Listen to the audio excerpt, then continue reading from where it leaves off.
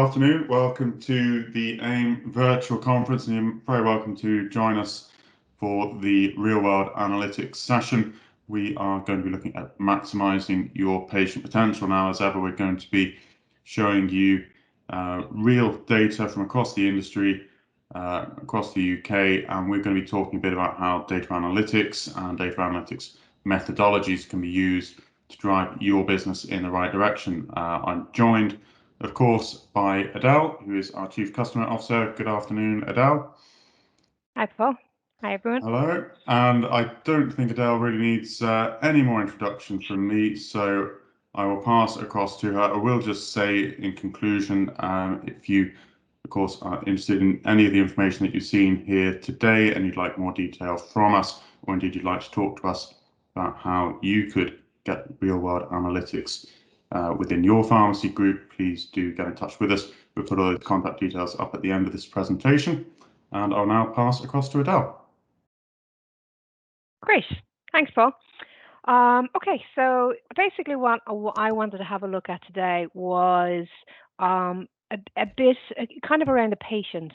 So, a lot of focus is on your items. A lot of the data that you see publicly is around items. But what's happening under the hood in relation to your patients? What's happening with your items per patient? What's the difference between this year and last year? And what was the COVID effect really? So this is a fairly big number. 20% growth in nominations across the industry in the last 12 months versus the previous year. That's a big, big number, So, the increase was 7 million. So we went from 35 million nominated patients to 42 million nominated patients in 1 year. And that is a phenomenal increase. So that's hats off to the surgeries, hats off to the pharmacies, and I suppose applause for the patients for taking the jump and diving in and becoming nominated. The other flip side of that is, the online have 70.4 percentage increase on nominations this year versus last year. That's a massive number, right? It looks a bit scary. If you look at the actual increase, it's 800,000 nominations. Now, when you think of 7 million versus 800,000, it doesn't seem like the huge, scary number that people are bouncing around. But if you think about it, those 800,000 patients were never with an online pharmacy before, and now they are. That 800,000 patients were your patients.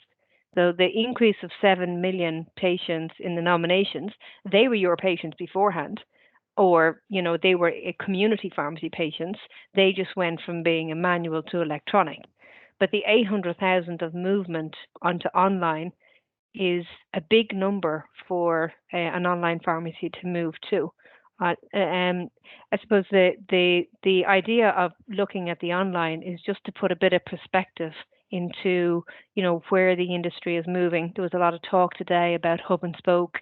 There's a lot of discussion around whether that's going to work or not, and what's the criteria and what's the legalities. But this is an interesting statistic to have a look at when you're thinking about that. So from here, I want to have a look at the year-on-year patients. So we look at the year-on-year patient growth. This number is a number that you probably won't have seen too often. You look at your own individual items on a monthly basis and your own patients on a monthly basis, and it doesn't look as scary as 16% down. But what we're looking at here is a year versus a whole year. So a pre-COVID year versus the full COVID year ending at the end of April. So we're 16% down on patients year on year. When we look at that, and to take the sting out of it, 17% of the items related to those patients that are down are related to acute patients. Okay, so these are your patients who are on your antibiotics, your one-time patients, your patients who have low patient visits and low item counts. So when you look at the items per patient. So when we look at the industry as a whole, year on year, this year, the average patients gets 26.4 items per year. Last year they got 22. So that's a 20% growth in items per patient. Yes, I can hear you saying in your head, but if the acutes are out of that, surely the average is going to increase anyway. So we had a look at that one as well. So I excluded the acutes from last year and excluded them from this year, and we're still seeing an increase. So this year's rolling item per patient is up at an average of 20.25.7 versus 21.5, which is the same 20% growth. Now, bear in mind, this is an RWA benchmark. It's based across our 1,100 odd pharmacies that we have on the RWA system. This is not an industry number, it's an RWA benchmark number, but we have a decent chunk of the industry in England to be able to come up with these numbers. Next, we're looking at the visits per patient. Again, we're seeing an increase here. Last year, we had an average of 5.59 or 5.6 visits per patient. This year, we're looking at 6.5. This is an average increase of 16.7%. Again, I hear you say, what about the acutes? If they're not there, they were going to drag the number down last year and increase the average this year. So what happens when we take the acutes out again? We're looking at a similar picture though. We're looking at the previous year of having the patients at 5.9 visits per year, and this year 6.9. This is a very good indication that the patients are becoming more compliant because they're electronic, because they're EPS. The patients, because their prescription is electronically in the pharmacy, they're getting their medicines on time.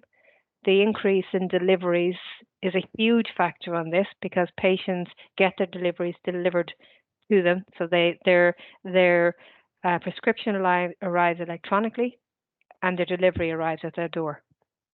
Not saying that the patient is definitely compliant with the medicines when they have them in their houses, but looking at the number that we're seeing within the data, it clearly indicates that the more nominated patients you've got, the more compliant patients you've got, the more patient visits you have, and hence the more fees you've got, the more items you've got per patient. And it all wraps up into a very nice picture that the electronic and EPS is very, very good for pharmacy business. There is, on the other side, the acutes, the missing acutes, they're going to come back. So they are potential rather than really loss.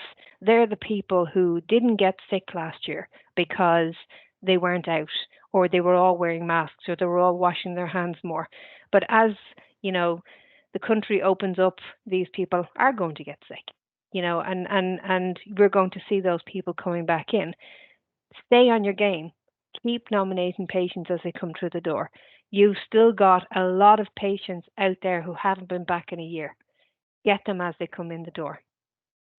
Just a summary, so there's all these numbers in one place, okay? So year-on-year average, which way I didn't show before, our customers are up 1.2% year-on-year in items. That is fairly standard with the industry. The industry is fairly flat. We're up just a little bit, but it's a good indicator that the loss of the acute patients hasn't had a detrimental effect. The nominations growth, 20%.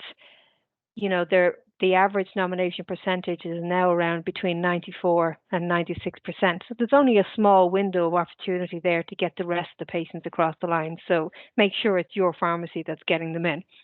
The rolling items per patient, the patients that were acute last year may become repeat patients next year. They're going to increase your items per patient even further.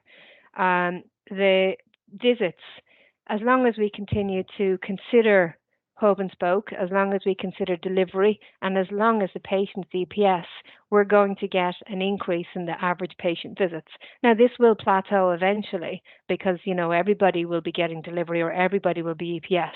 But, it's a race to the top here to make sure that you're getting the most amount of patient visits that you can achieve. The red and the black ones, yes, they look like scary numbers, but they're not. They're potential. So use it and make sure that you convert the patients to being nominated as soon as you can. That's really all I have to say for today. And it was quite a bit of a whirlwind. Thank you all for listening. And just put up here, as Paul said at the beginning, our contact details if anybody's interested in having a chat with us or having a chat about what Real World can do for your business. Please don't hesitate to give us a call.